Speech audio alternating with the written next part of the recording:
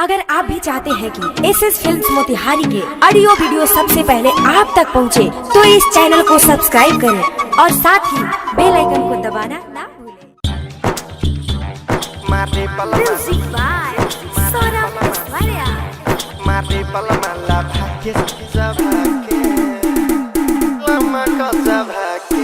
पहले दिने गन्नी गवना धैले पिया कवारी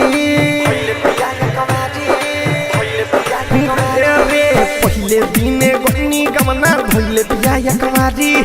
चुमे लगले वो ओठ बंद कई के मारी कि दम फुलैले लगे बोलैले कोरे में दादा के लाभा के मारे बलमा लाभा के सखीला में कच्चा भाके मारे बलमा लाभा के सखीला में कच्चा भाके लमा कच्चा भाके मारे बलमा लमा कच्चा भाके Saurabh digital recording studio Patna.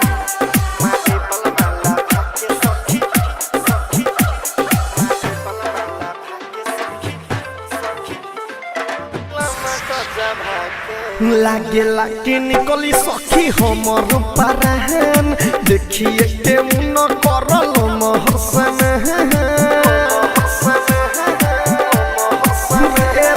लागे लागे सखी हमर निकली पाराहन देखिए के मुन करल महसन गलती हम कोई सखी उठला ली लगा के मारे बलमाला भाके सखीला में कच्चा भाके मारे बलमाला भाके सखीला में कच्चा भाके लमा कच्चा भाके मारे बलमाला में कच्चा भाके Saurabh digital recording studio Patna. मारे बलमाला भाके सखी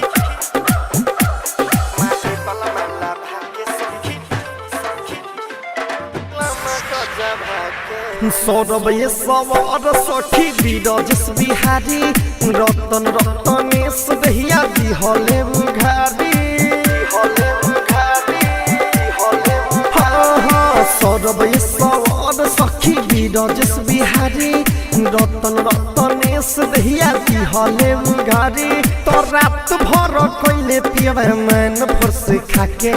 खाके रे खाके मारे बलमाला भाके सखीला में कच्चा भाके मारे बलमाला भाके सखीला में कच्चा भाके।